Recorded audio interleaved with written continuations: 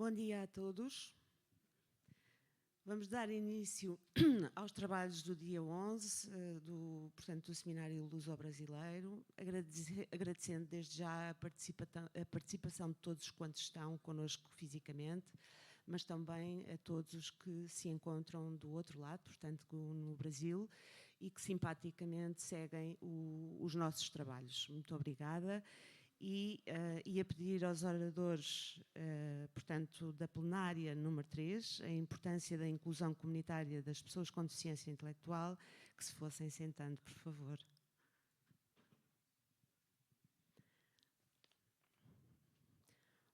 Um dos elementos-chave da vida independente e inclusiva na comunidade é garantir que as pessoas com deficiência sejam apoiadas com base nas suas escolhas, que tenham acesso aos serviços sociais, de ensino, saúde, segurança, justiça e transporte existentes na comunidade, bem como a participação na vida em sociedade. Assim, a inclusão comunitária das pessoas com deficiência intelectual deve assentar num modelo de direitos humanos que reforça a sua autonomia, liberdade de escolha, a decisão apoiada e o controle sobre as suas vidas, incluindo o direito de decidir como, onde e com quem viver. Estes processos de transformação devem ser conduzidos pelas organizações, como estruturas de apoio, e pelas próprias pessoas com deficiência. A construção de uma sociedade verdadeiramente inclusiva exige um compromisso contínuo de todos. Apenas através de políticas eficazes, da sensibilização coletiva e do fortalecimento dos mecanismos de apoio, será possível garantir que a inclusão não é apenas um ideal, mas uma realidade para todas as pessoas com deficiência. E passo a palavra, portanto, aos elementos do plenário 3. Obrigada. Muito obrigada, Rita. Muito bom dia a todos e, mais uma vez, reforçamos o agradecimento pela vossa presença aqui nesta manhã. Vamos dar, então, seguimento a este nosso segundo Seminário Luso-Brasileiro com o Plenário 3, dedicado à inclusão comunitária das pessoas com deficiência intelectual. Nestes tempos em que sabemos que são muitos os desafios que se colocam às questões da deficiência, agravados até por um contexto internacional imprevisto, e cada vez mais é importante sensibilizar as nossas comunidades para o valor da pessoa com deficiência, o seu mérito e a salvaguarda dos seus direitos. Mas vamos dar palavra a pessoas que sabem disto muito mais do que eu, e vamos começar com a primeira apresentação desta manhã, que é precisamente dedicada ao tema Estado da Arte do Acolhimento Institucional da Pessoa com Deficiência no Brasil, pelo professor Everton Luís Pereira, que representa aqui o Observatório da Deficiência da Universidade de Brasília. Numa breve nota curricular e biográfica, que também tem à vossa disposição de forma mais alongada, o professor Everton é professor adjunto do Departamento de Saúde Coletiva da Faculdade de Ciências de Saúde da Universidade de Brasília e leciona no ensino de graduação e pós-graduação. É coordenador do Observatório de Deficiências, professor nos programas de graduação em Saúde Coletiva e pós-graduação em Ciências Sociais, estudos comparados sobre as Américas. Deixamos aqui também nota das áreas de atuação em políticas públicas, área da pessoa com deficiência, acolhimento institucional, promoção da saúde, políticas de assistência social, pesquisa qualitativa. Tem também muitos artigos publicados em diversas revistas e periódicos dedicados a estas temáticas. Sem mais delongas, e porque o currículo é extenso e merece uma leitura mais atenta daqui a pouco, vamos passar a palavra ao professor Luís, a quem convido para se deslocar até ao púlpito. Obrigada.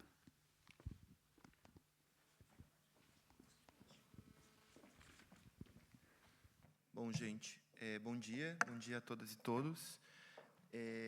Bom, em primeiro lugar, eu queria agradecer a oportunidade de estar aqui com vocês, de compartilhar um pouco do que eu tenho pesquisado ao longo dos últimos anos na Universidade de Brasília, e também trazer alguns elementos que eu acho que podem ser importantes para o debate que a gente está fazendo aqui nesse seminário, tentando pensar principalmente quais são as contribuições que a gente tem dado no Brasil, né, e que a gente tem pensado, e também quais são os desafios que a gente tem hoje nas políticas para pessoas com deficiência no Brasil, e também, né, quais são as contribuições e desafios que Portugal pode possibilitar para que a gente pense, né, na inclusão de fato e real das pessoas com deficiência.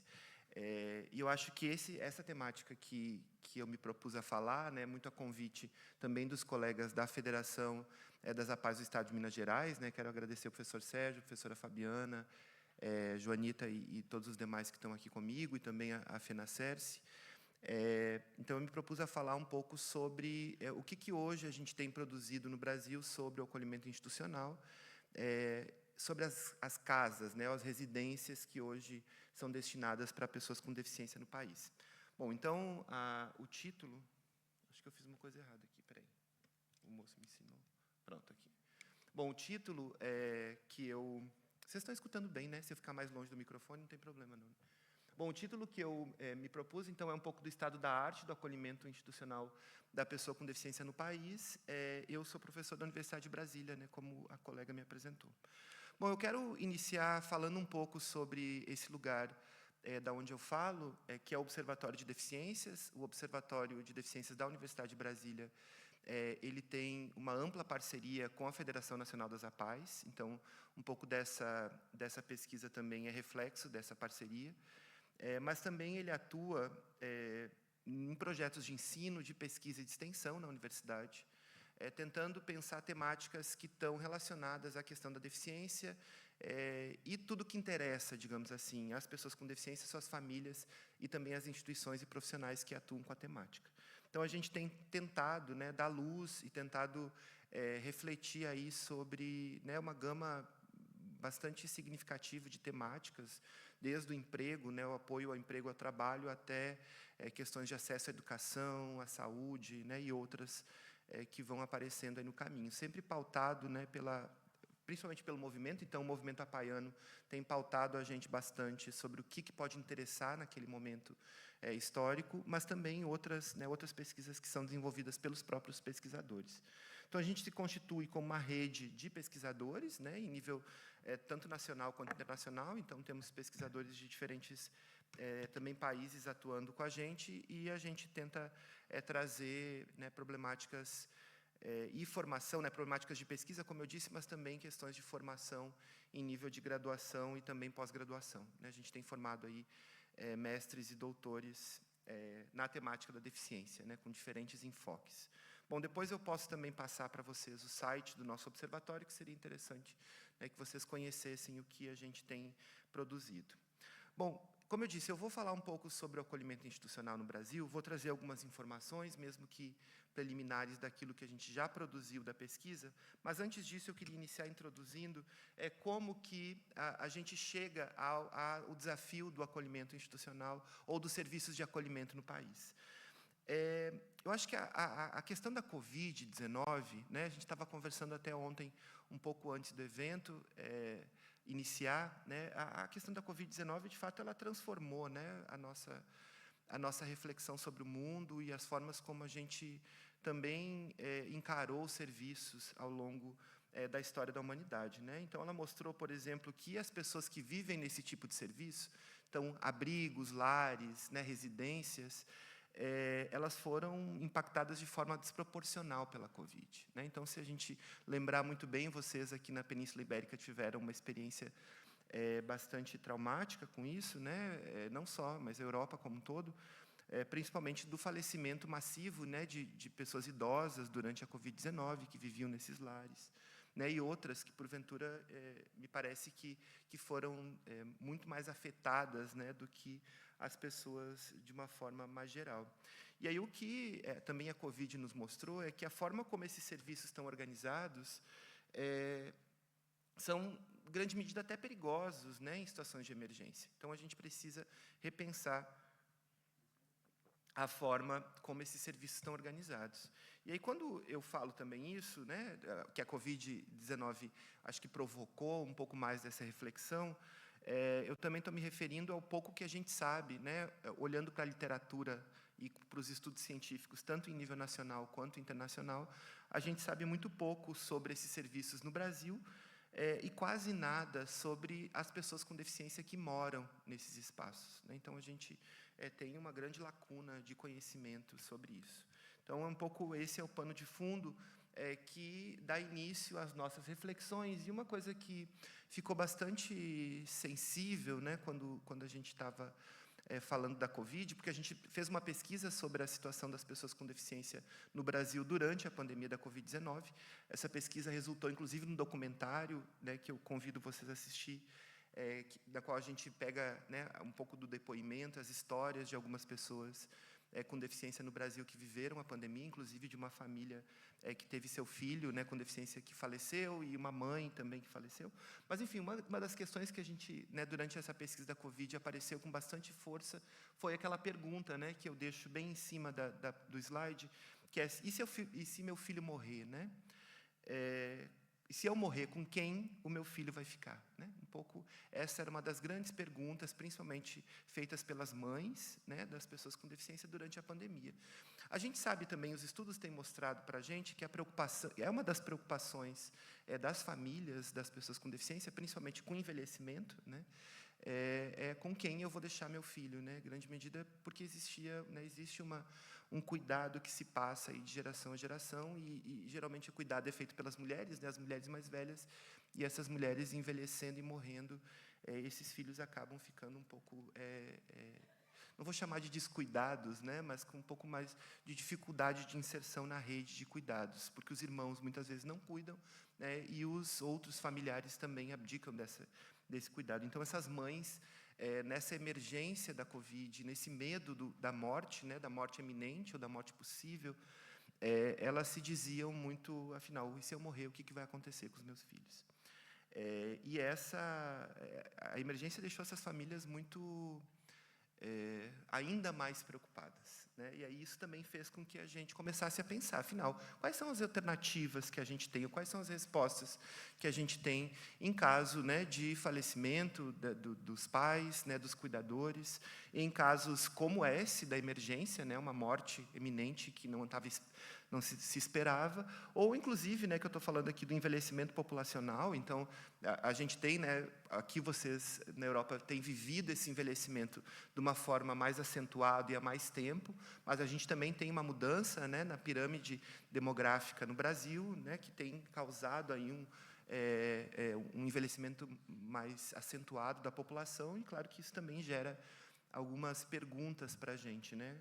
Quem que cuida de quem cuida, né? E depois que quem cuida falece, como que a gente consegue transformar? E aí, então, a partir dessas perguntas-chave, né? O que eu vou fazer com meu filho quando ele morrer? Como que a gente cuida de quem cuida e quando esse cuidador principal falece, o que a gente faz? E também no Brasil, a situação da pobreza, né, e grande medida dessa falta de acesso a serviços básicos, né, como serviço de saúde e outros, também faz com que o acolhimento nessas casas sejam necessárias para uma gama considerável da população, que muitas vezes a família não tem condições de suprir o próprio cuidado. O cuidado de uma pessoa com deficiência em situação de dependência, grande medida, né, de terceiros, é um cuidado que é bastante caro, né? Exige, demanda uma série de questões. Então, essas famílias também, muitas vezes, ou não têm condições de cuidar desse filho, ou desse familiar, né? Independente se é filho, eu estou me referindo aqui como uma segunda geração, mas, de fato, não tem muitas vezes condições de cuidar desse filho, ou a família não pode, né? Por várias, a família simplesmente abandona. Então, você tem várias situações que vão compor um pouco da nossa preocupação. Mas me parece que a nossa grande pergunta é quais são as respostas que hoje temos em termos de serviços, em termos de política pública, principalmente no Brasil, que nos ajudam a interpretar essa situação e que nos ajudam a acolher essas pessoas com deficiência que vivem em situação de vulnerabilidade, né, e que precisam de um lar para morar. Bom, eu vou passar muito rapidamente, porque eu imagino que também eu não tenho muito tempo, mas é importante a gente pensar a institucionalização no Brasil, né? A forma como as pessoas com deficiência foram no país, né, foram muitas vezes relegadas, né, relegadas a esses espaços. Então, a trajetória da institucionalização ela vem desde a colonização, né, desde o processo colonizador, e foi uma prática muito recorrente, né, a institucionalização tanto de pessoas com deficiência, mas também de crianças e idosos, né, durante o período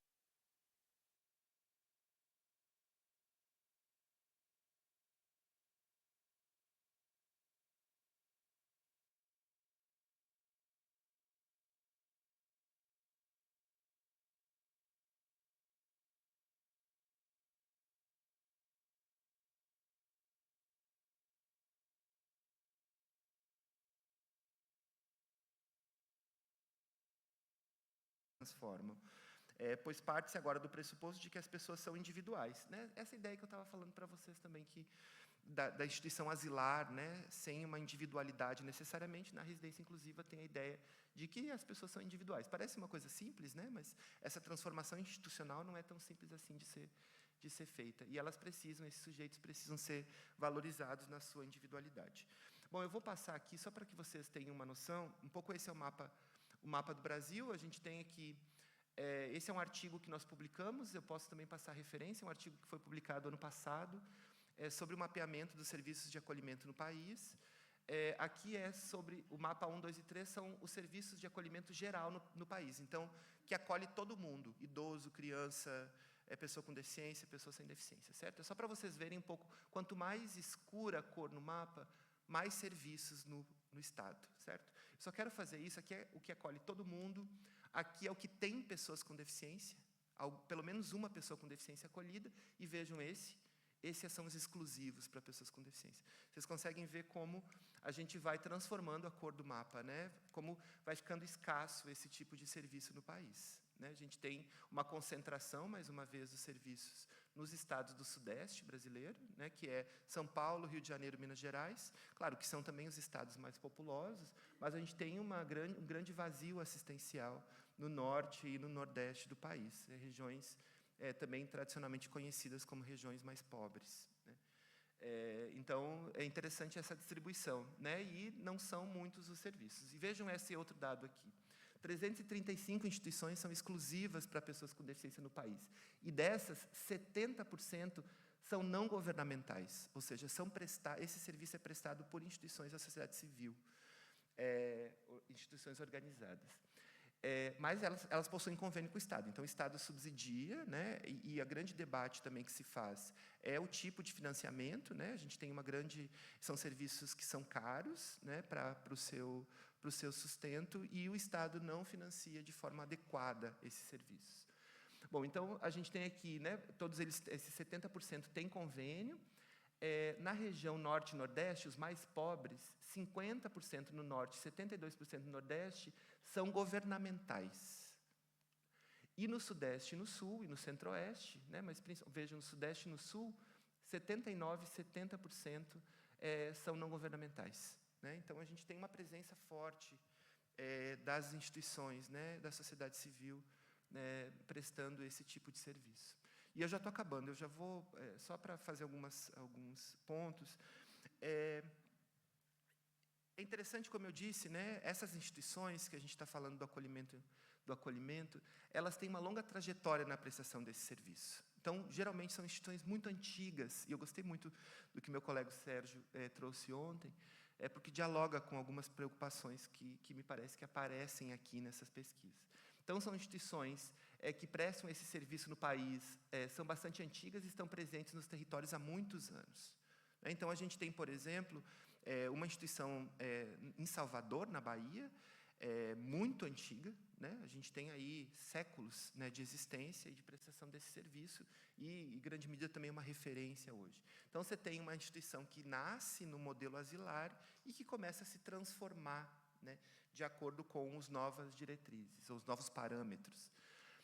Essas instituições, como elas são antigas no território, elas transitam entre modelos relativamente tradicionais, né, o que eu estava tentando falar, então são essas coisas mais asilares, e também a necessidade de incorporação de novas práticas institucionais. Então, como que você pega uma instituição que está há 300 anos prestando esse tipo de serviço e começa a dizer, não, agora a gente não pode mais deixar todo mundo aqui nesse lugar. Né? Agora você precisa colocar em casas menores, precisa fazer isso. Né? Não é uma coisa que faz de uma hora para outra, né? Precisa de um tempo. Então, também tem uma dificuldade para articular o conhecimento acumulado com o que é necessário transformar, porque também é o reconhecimento que essas instituições prestaram esse serviço durante anos. Né? E a gente precisa reconhecer que tem um saber ali. Então, como que a gente faz para transformar isso? Né? Inclusive para dialogar de forma mais direta com a legislação, né? Para trazer as coisas que hoje a gente tem como mais avançado, né, em termos internacionais. E uma das perguntas frequentes é, seria possível construir autonomias e vidas independentes nesses contextos? É uma pergunta muito relevante e que esses profissionais dessas instituições nos fazem o tempo inteiro. A gente consegue falar de autonomia e de vida independente nesse contexto ou não? Bom, aqui eu falo um pouco sobre os muitos anos de institucionalização. Então, você tem pessoas, né, que estão nessas instituições há muitos anos, muitas vezes desde criança. A perda das referências sociais dificulta a possibilidade de articulação com o território para a inclusão social. Então, muitas pessoas que não... Bom, se tiveram, nem lembram, né, e ninguém nunca lembra aonde que estão esses vínculos. Então, a necessidade de começar do zero, eu coloquei aqui entre aspas, né, que é começar do zero no compartilhamento de práticas sociais. Então, a ideia é que a gente ensina a eles coisas básicas, como, inclusive, caminhar na rua, né, como que você faz para sair daqui e caminhar na rua. E a transformação da política pública, reconfigurando os modelos de serviço e gerando necessidade de transformação, inclusive dos moradores. E aí eu vou já passar... porque eu acho que tem duas coisas que são interessantes para eu acabar. Eu estou falando isso já há tempo, né? Mas um deles é o desafio de incluir em uma rede comunitária mais ampla. Então, a gente percebe que as comunidades estão um pouco abertas para a inclusão, e a dificuldade de estabelecer práticas institucionais para auxiliar na inclusão. Então, tem muito a ver com essa trajetória das instituições, né, e dos próprios profissionais. E a perspectiva de vida independente, né, a ideia de vida independente está sempre pautada em uma individualidade, muitas vezes não imaginada para as pessoas que vivem no acolhimento. O histórico da institucionalização restringe o imaginário dessa certa autonomia ou de uma certa vida independente para essas pessoas. Parece que não é possível isso para elas. E a necessidade de ampliar a capacidade de sonhar, né, ou de imaginar mudanças, inclusive dentro do próprio acolhimento. Né? A gente está sempre tentando trazer. Só para a gente finalizar, isso aqui são as recomendações da ONU, né, no ano de 2022.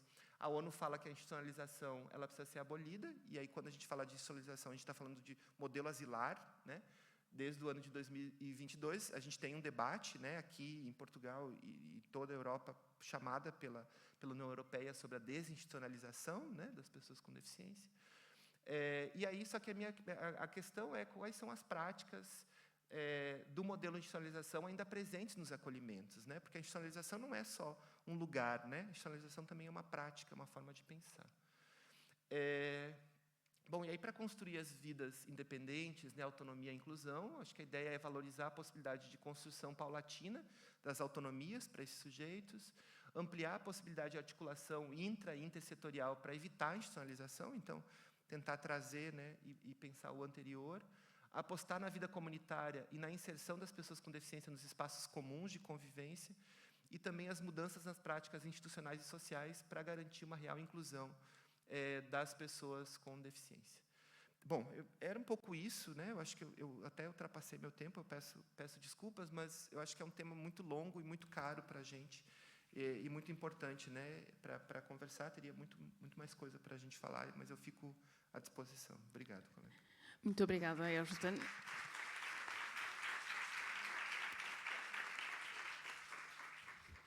É sempre ingrato este papel da moderação, porque temos que calar os nossos oradores, mas temos aqui um horário para tentar cumprir, mas não queremos perder a riqueza das apresentações, porque afinal estamos cá para vos ouvir e portanto, muito obrigada por perceber também essa situação. E sem mais delongas, vamos também passar para a nossa próxima convidada desta manhã, para este painel dedicado aos temas da inclusão comunitária. É uma amiga muito próxima da FENACERSI e, portanto, sempre presente aqui connosco nestes momentos de partilha e de reflexão. Vamos falar precisamente sobre a capacidade jurídica à inclusão comunitária, perspectivas e desafios. Vamos ter agora, então, a professora Paula Campos Pinto, a coordenadora do Observatório da Deficiência e Direitos Humanos do ISCSP. Muito brevemente, é doutorada em Sociologia pela Universidade de York, professora associada no Instituto Superior de Ciências Sociais e Políticas da Universidade de Lisboa e foi fundadora e é atualmente a coordenadora do Observatório. É também a vice-diretora do Centro Interdisciplinar de Estudos de Género, também do ISCSP. Vamos então passar para a sua apresentação. Já sabe que a qualquer momento eu vou ser a chata de serviço, está bem? Sim, senhora. Muito obrigada, muito bom dia a todas as pessoas. Muito obrigada à FENACERSI, especialmente ao Joaquim Pequicho, pelo convite, pela insistência em que eu esteja presente. É sempre com muito gosto que participo nestes eventos. Só muito rapidamente, obrigada, aqui uma breve síntese daquilo que será abordado. Quando me foi feito o convite, foi-me dada alguma liberdade de escolher o tema, e porque nós realizámos e concluímos recentemente um projeto que teve a ver com a implementação em Portugal de uma nova legislação em torno do reconhecimento da capacidade jurídica das pessoas com deficiência. Pareceu-me que esse tema seria interessante porque ele se articula de forma muito próxima, de facto, com a inclusão na comunidade. Não é possível uma verdadeira inclusão em participação social sem reconhecimento da capacidade jurídica. E, portanto, trazer um bocadinho aqui os resultados desse projeto, começando por enquadrar o tema e explicar o que é a capacidade jurídica, se alguém não estiver tão familiarizado, um pouco também, muito brevemente, sobre o regime do maior acompanhado, o que é que ele trouxe de novidade, os tais objetivos, metodologias e alguns resultados deste projeto e depois as conclusões. Sabemos todos, não é? A Convenção sobre os Direitos das Pessoas com Deficiência reconhece a todas as pessoas o direito à capacidade jurídica, sem exceção, para todas as pessoas em todas as áreas da sua vida. No entanto, nós sabemos que nas práticas e na sociedade em geral persiste aquilo que alguns autores têm chamado do contrato de capacidade. O que é este contrato de capacidade? É, no fundo, atribuir ou considerar que apenas as pessoas que têm algum tipo de racionalidade, de capacidade cognitiva, podem efetivamente ter capacidade jurídica. E, portanto, fazer esta associação capacidade jurídica e capacidade cognitiva, o que é algo que a Convenção vem dizer que são duas coisas distintas. O que é a capacidade jurídica, por outro lado, é realmente a possibilidade de agir no quadro do sistema legal, agir como um sujeito de direito capaz de tomar decisões e decisões que são vinculativas e que podem ser das mais simples, onde comprar um bilhete para se deslocar sozinho no território, ou aquelas mais profundas que têm a ver com, por exemplo, a escolha do local ou com quem se quer viver, ou até o consentimento para um tratamento médico ou a celebração de um contrato ou o direito ao voto, por exemplo. Mas do ponto de vista sociológico, para nós, capacidade jurídica ganha um alcance e um significado ainda mais amplo e mais profundo na medida em que são as decisões que nós vamos tomando ao longo da nossa vida que nos constroem enquanto pessoas. Nós somos o resultado, o produto das nossas decisões ao longo da vida. Portanto, se a alguém é retirado esse poder de decidir, de tomar decisões sobre a sua vida, nós estamos, de alguma forma, a cercear, a limitar, a condicionar essa capacidade de ser pessoa, essa possibilidade de ser pessoa. E, portanto, a sociologia dos direitos humanos, que é digamos, um ramo emergente da sociologia, tem vindo a interessar-se por estas questões de como os direitos humanos são implementados, de quais são as forças sociais, económicas, políticas que condicionam a emergência ou as barreiras à implementação de direitos humanos. E, portanto, com este quadro teórico, avançámos para este estudo, que designámos por Projeto Equal. Foi um projeto financiado pela Fundação para a Ciência e Tecnologia e que teve, entre outros parceiros, a FENACERSI. Contou também com parceiros na área jurídica, como o Conselho Superior da Magistratura, a Provedoria de Justiça e a Procuradoria-Geral da República, e que tinha por objetivo justamente compreender como é que esta nova lei que tinha sido adotada em Portugal na sequência da Convenção, portanto, para tentar aplicar aquilo que o artigo 12º da Convenção também trazia de novidade no tal paradigma do reconhecimento de capacidade jurídica para todos, o que é que esta lei trazia e em que medida é que, de facto, ela estava a permitir romper com o tal contrato de capacidade, não apenas de jure, quer dizer, não apenas no espírito da lei, mas nas práticas efetivas dos tribunais e das instituições. E quais eram os fatores sociais, políticos, económicos e culturais subjacentes que promoviam ou, pelo contrário, travavam, dificultavam esta implementação desta mudança. O projeto Equal teve uma metodologia mista. Começámos por recolher, com o apoio da Procuradoria-Geral da República, todas as sentenças que tinham sido proferidas ao abrigo desta lei, desde o primeiro dia em que ela entrou em funcionamento e durante os 3 primeiros anos, e em 3 comarcas do país, Viana do Castelo, Lisboa e Évora, para termos aqui a representação de 3 contextos muito diferenciados, em que Lisboa representaria um contexto mais urbano, Évora um contexto mais rural e a comarca de Viana do Castelo um contexto semi-urbano. Realizámos também 31 entrevistas semi-estruturadas com juízes e procuradores, dirigentes e técnicos de instituições, peritos que fazem as avaliações médicas e forenses que depois estão na base das decisões dos tribunais e famílias de pessoas com deficiência. E, claro, ouvimos também as próprias pessoas com deficiência intelectual e doença mental através de 4 focus-grupo e da realização de 6 estudos de caso, que implicaram não só entrevistas biográficas a 6 pessoas com deficiência intelectual ou psicossocial que tinham sido submetidas a processos de interdição ou de maior acompanhado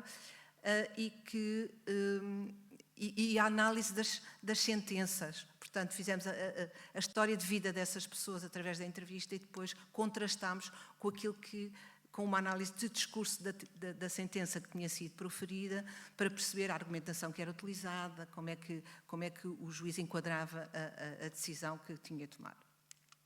Este projeto teve uma vasta equipa envolvida, de investigadores académicos e não académicos, onde estavam representantes das organizações que trabalhavam connosco e 4 pessoas com deficiência intelectual e deficiência psicossocial. Eu não vou poder entrar no detalhe daquilo que foi o trabalho de co-investigação com estas pessoas, mas terei todo o gosto em responder a questões que tenham sobre isso depois no seguimento desta apresentação. Então, isto desformatou um bocadinho. Regime do maior acompanhado, quais são as grandes novidades face àquilo que existia em Portugal anteriormente, que era o regime da interdição ou inabilitação, que eram regimes muito mais rígidos. Estava definida na lei aquilo que era possível ou não era possível ter como direitos para pessoas que eram submetidas a um ou outro regime. A medida no regime do maior acompanhado há uma maior liberdade e, portanto, fala-se de facto de um fato à medida. O acompanhamento visa assegurar, disse no artigo 145, no primeiro parágrafo, o acompanhamento maior visa assegurar o pleno exercício de todos os seus direitos e o cumprimento dos seus deveres e limita-se ao necessário. Portanto, não há uma definição rígida, vai ser algo que o juiz vai avaliar em função de cada pessoa e determinar em função das necessidades individuais quais são as medidas a atribuir. Portanto, há uma maior ênfase, de facto, na autonomia e na vontade do sujeito. Por exemplo, o acompanhamento é requerido pela própria pessoa, é a própria pessoa que interpõe esse pedido no tribunal e dá início ao processo, ou o seu representante legal. A lei requer a audição pessoal e direta do beneficiário ou da beneficiária, isto é um aspecto muito importante, portanto, o juiz tem que ouvir a pessoa de forma direta sobre todo o processo. E a própria pessoa que será acompanhante, já não tutor, mas acompanhante, é escolhida pela pessoa acompanhada e, portanto, também há aqui um envolvimento, uma participação diferente. Depois há várias medidas que são enunciadas e fixámos-nos aqui em duas em particular, a representação geral ou especial, sendo que a primeira é obviamente mais abrangente e a especial já mais direcionada para certas áreas, mas também a lei ainda permite a limitação de direitos pessoais. E, portanto, a lei em si, embora seja um avanço significativo relativamente aos regimes que nós tínhamos anteriormente, ainda mantém aqui algumas inconsistências e contradições face àquilo que o artigo 12º da Convenção preconiza e o comentário geral número 1 do Comitê também esclarece, que é o conteúdo dessa lei. Então, só para termos uma noção, aqui, a partir da análise das tais 752 sentenças, este gráfico mostra-nos imediatamente, ao longo dos 3 anos, um resultado muito interessante, que é uma esmagadora maioria, são 82%, salvo erro, das sentenças foram de representação geral. Portanto, ainda a ideia de que é preciso limitar muitos direitos, porque estas pessoas precisam muito ser protegidas dos riscos que podem enfrentar. Claro que quando vemos este mesmo resultado, mas tentamos ter uma perspectiva longitudinal, percebemos que há aqui uma evolução num sentido positivo, portanto a barrinha azul clara é a da representação geral e percebemos que ao longo dos anos vai diminuindo o número de sentenças que decretam ou estabelecem uma representação geral, mas não vemos um aumento muito significativo de representação especial também. Portanto, há aqui também mas há de facto uma redução da representação geral. Por outro lado, eu falei-vos há pouco, a lei permite que sejam limitados direitos pessoais.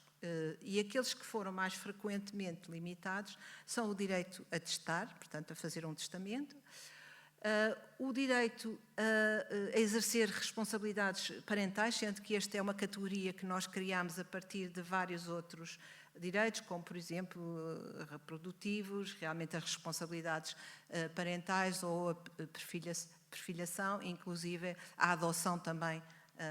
Portanto, contemplamos tudo nesta categoria das responsabilidades parentais.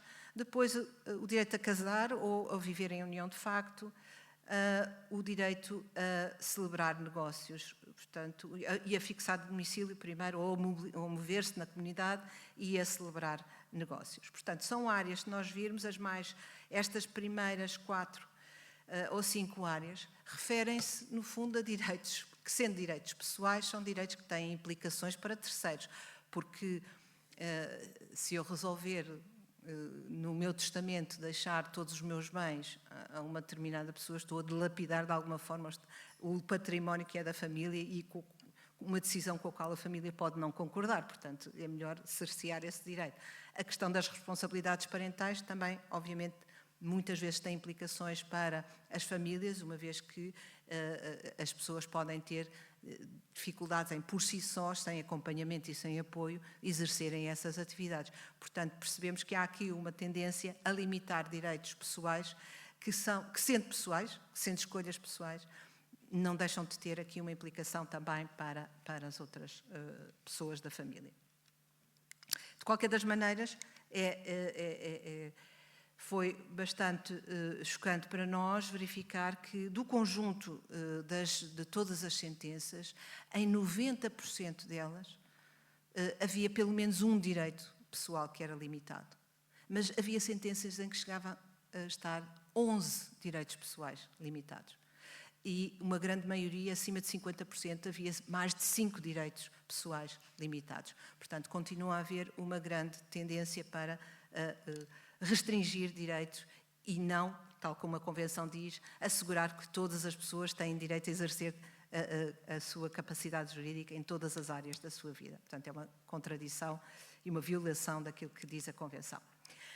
No que diz respeito às entrevistas que nós realizamos com vários atores do sistema, de facto há este reconhecimento que há uma maior flexibilidade permitida na lei, mas também, por outro lado, foi-nos dito que é uma legislação recente e exigente, que, como há bocadinho também se referia aqui em relação ao caso do Brasil e da institucionalização, não é fácil mudar as práticas, não é fácil mudar as mentalidades, a lei muda-se mais rapidamente do que depois as práticas.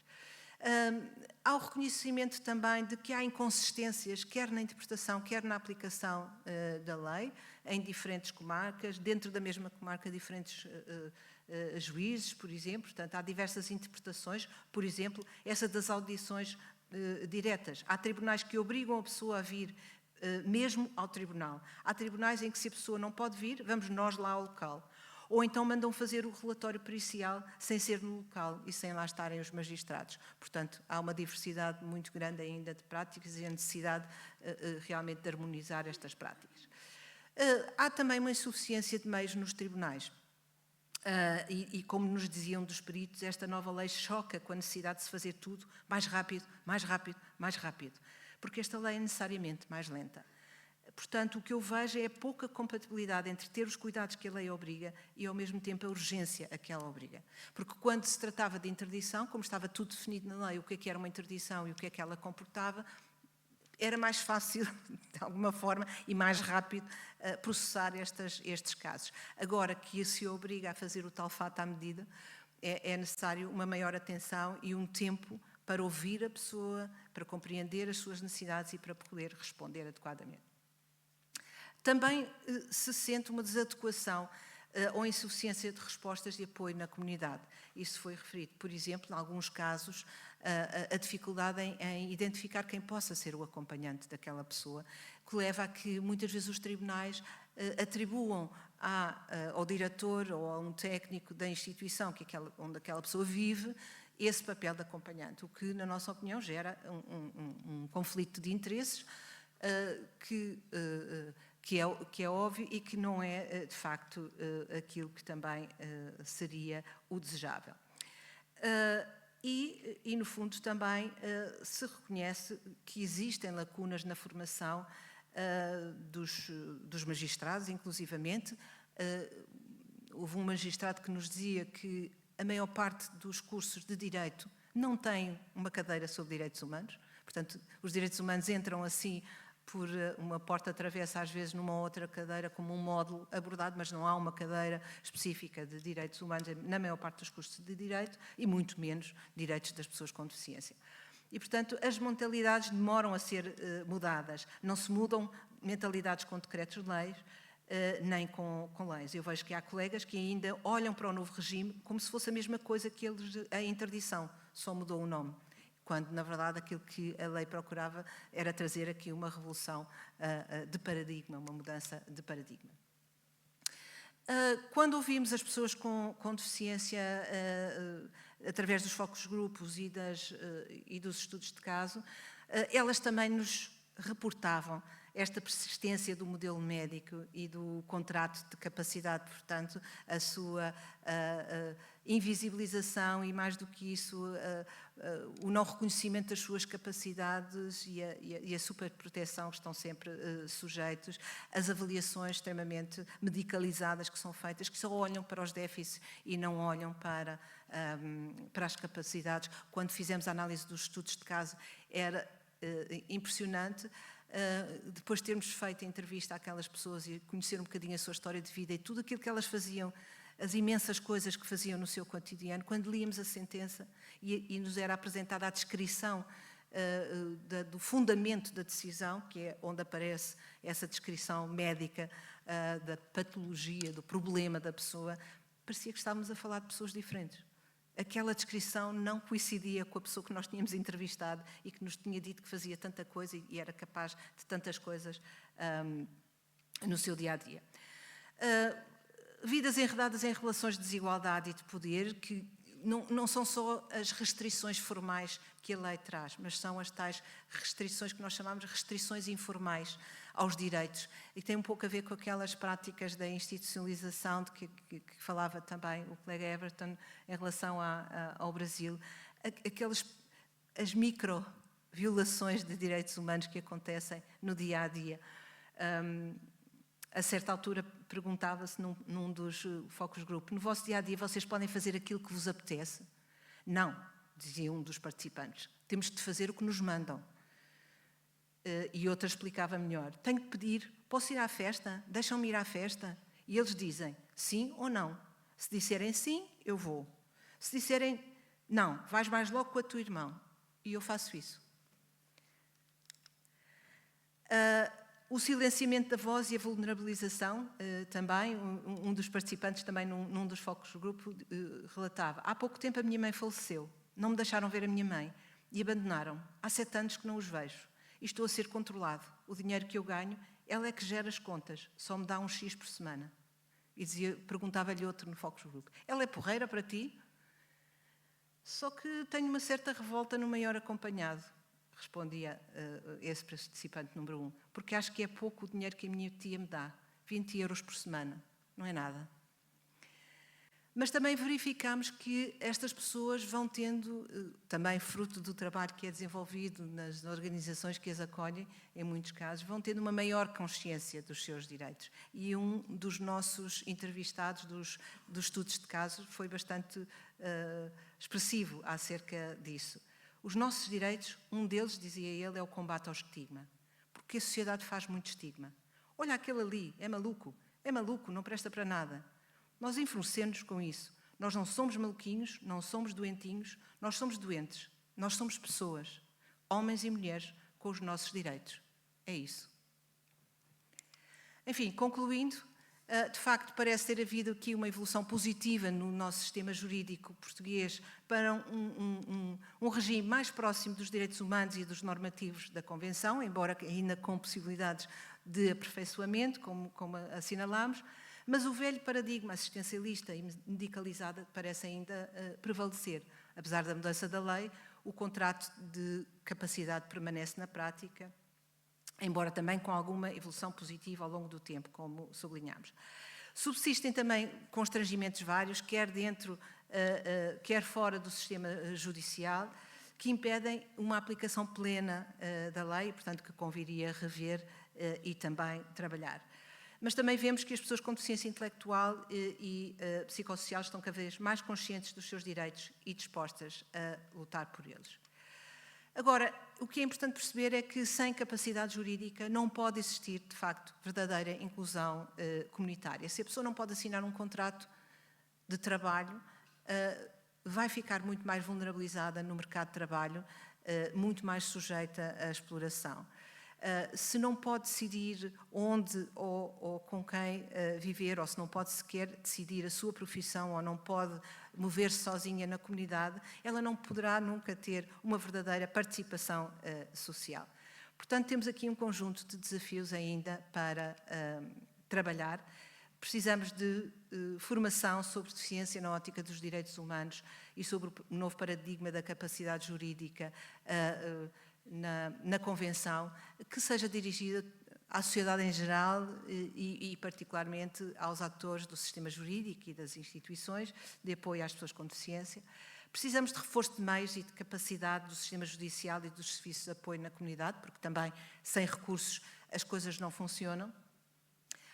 Pensamos que a criação de uma bolsa de profissionais que pudessem assumir esse papel de acompanhantes, desligando da direção de uma instituição ou de uma ocupação de um posto técnico nessa mesma instituição seria mais consonante também, e há modelos que funcionam dessa forma noutros países.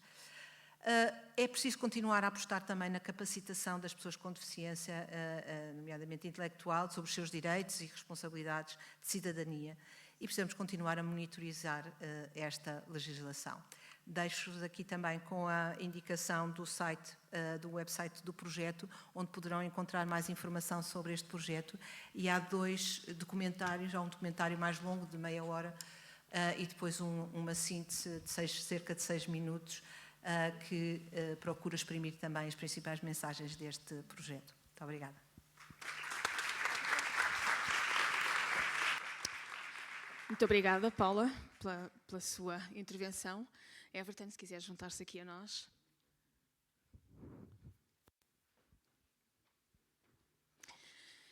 Tivemos aqui, e certamente concordarão comigo, 2 intervenções muito interessantes, aqui 2 perspectivas diferentes. Começámos com aqui a apresentação do Everton, que fez uma apresentação de todo este percurso que o Brasil tem seguido, desde o modelo assistencialista,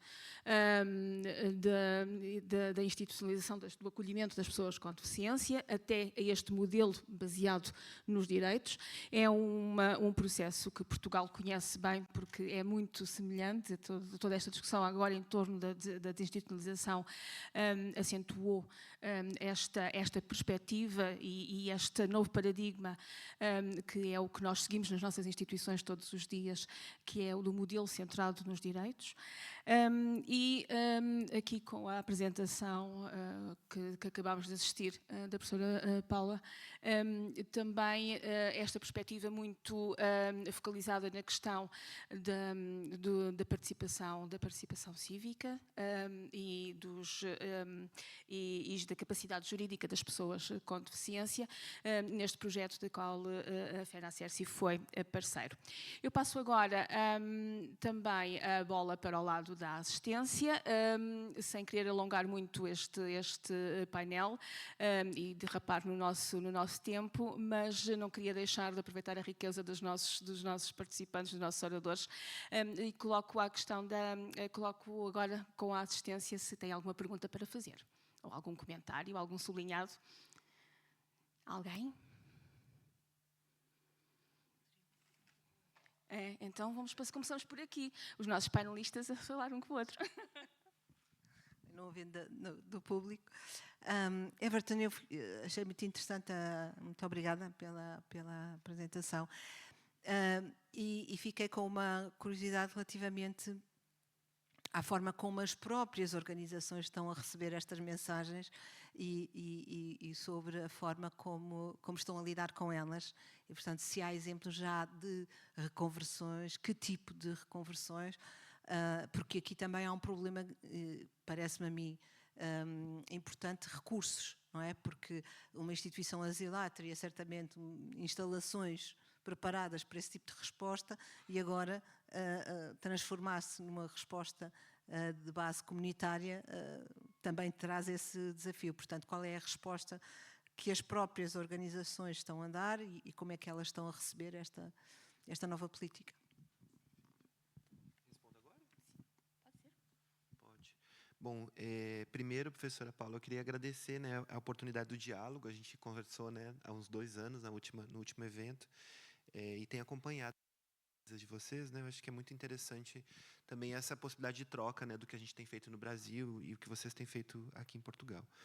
Mas, de fato, a gente tem uma diversidade muito grande de respostas das instituições. Essas 335, né, que eu falei que são residências, né, que já tem um pouco dessa ideia da mudança do modelo, né, de um modelo mais assistencialista e mais asilar para um modelo pautado na comunidade, todas elas estão buscando seguir a legislação. De fato, tem um movimento importante, e que tem conseguido transformações relevantes, né? Eu acho que isso, só que a gente tem um caminho longo ainda, né, a construir. Então, a gente consegue ver algumas instituições que já conseguem trabalhar com esse modelo mais inclusivo, de diálogo com a comunidade, e algumas que ainda estão tateando esse modelo. Então, eu não consigo uniformizar as respostas, né? Eu consigo dizer que, sim, existem propostas mais avançadas e propostas um pouco menos avançadas, que tem a ver com engajamento, tem a ver com as possibilidades, tem a ver com... Enfim, eu acho que tem várias variáveis, né, que vão influenciar. Mas tem uma questão que você toca, que é fundamental, que é a questão do financiamento, né, que é quem paga a conta, no final das contas, né? O que as instituições têm nos falado, e como eu disse, são 70% basicamente instituições que têm convênio com o Estado, e que prestam esse serviço, elas têm nos dito que esse valor repassado pelo Estado não é suficiente para fazer um atendimento de qualidade da forma como se quer.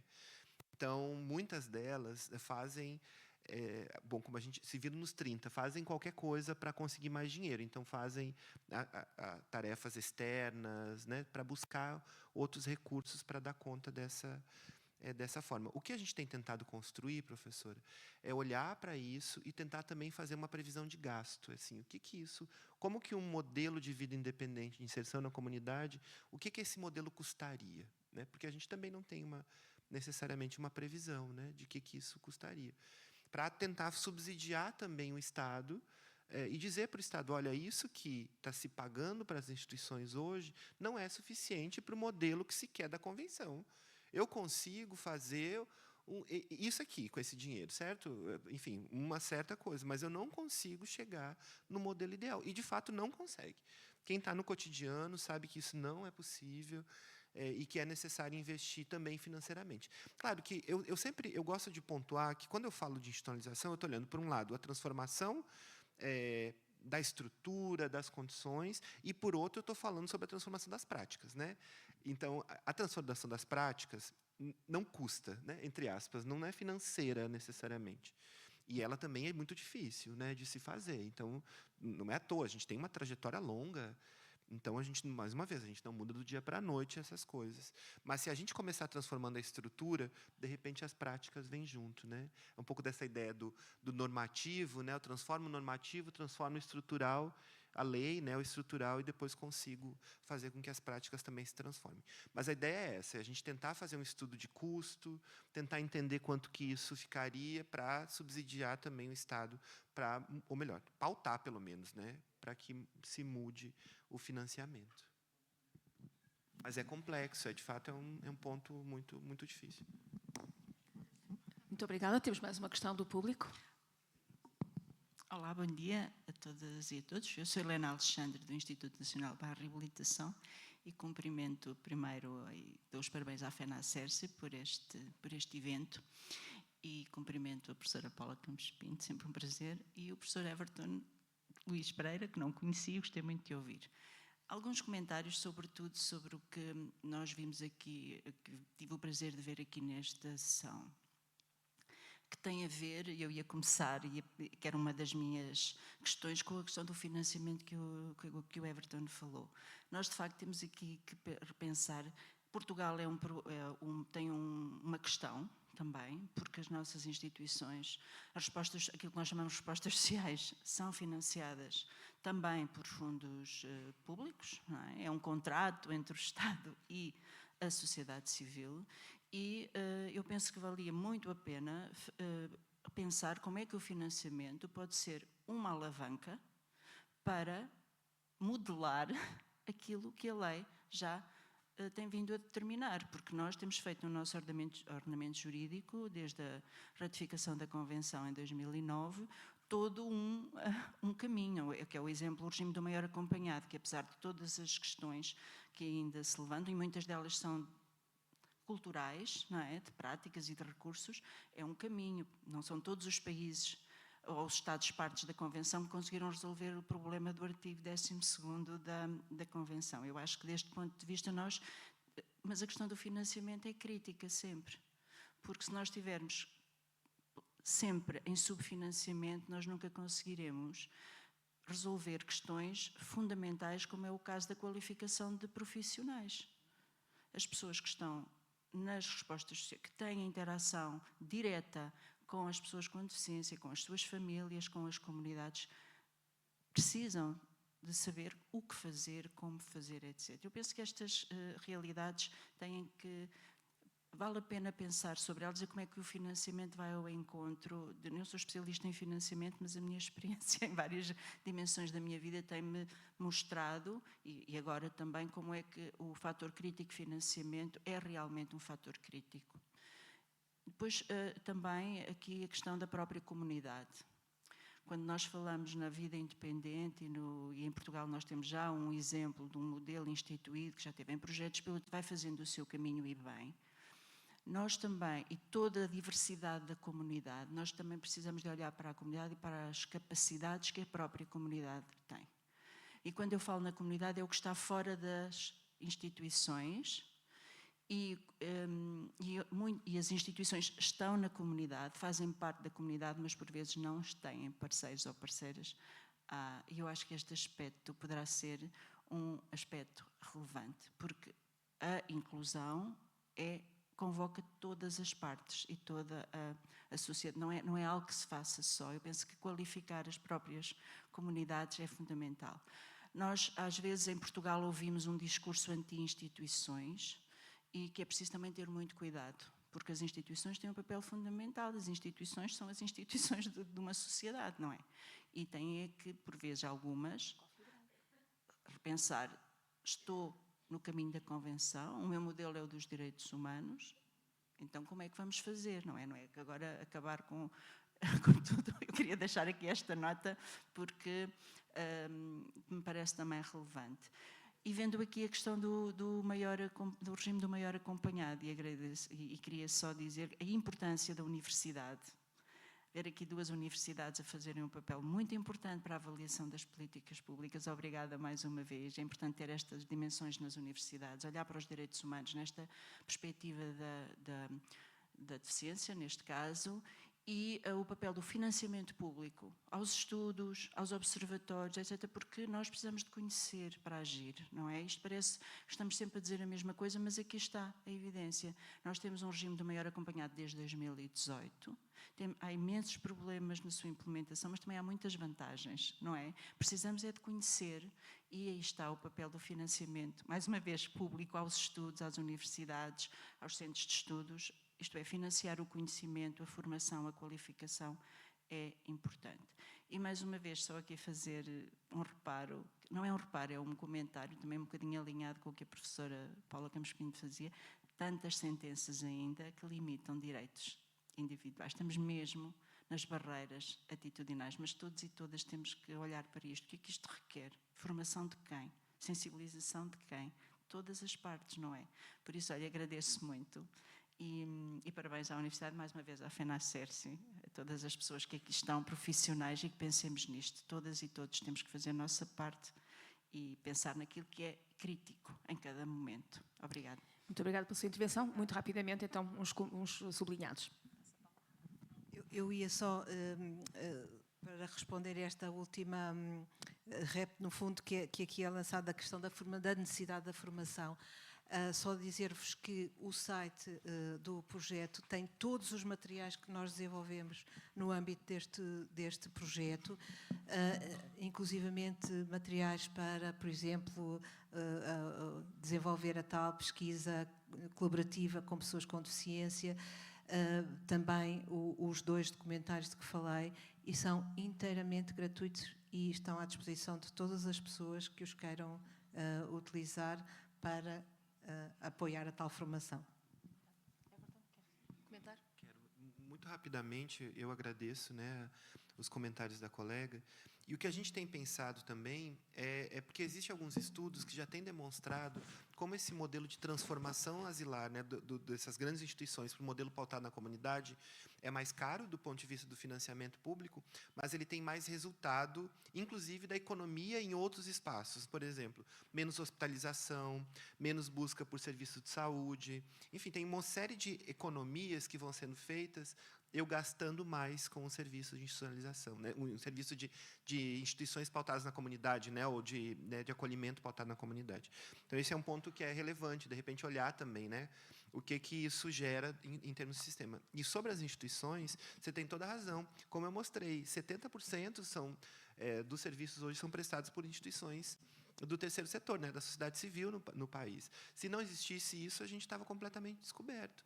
né? E aí tem um subfinanciamento, que as instituições estão fazendo o que elas conseguem com esses recursos, né? Que, de fato, você tem, né, um vazio, inclusive, né, um vazio assistencial. Se você olhar para o mapa do Brasil, você vê que tem lugares que nem mesmo as instituições conseguem dar resposta. Então, fomentar também essas instituições, qualificar esses profissionais, isso é fundamental. E eu concordo, é o financiamento e o aumento do financiamento do Estado que vai possibilitar isso. Muito obrigada. Eu vou passar aqui o micro. Não. Ok, então vamos encerrar. Ok. Para o coffee break de 5 minutinhos, exatamente. Reunimos aqui às 11h30. Peço desculpa, vamos encurtar aqui o nosso tempo de coffee break, mas é por imperativos de agenda dos nossos próximos painelistas. Obrigada, até já.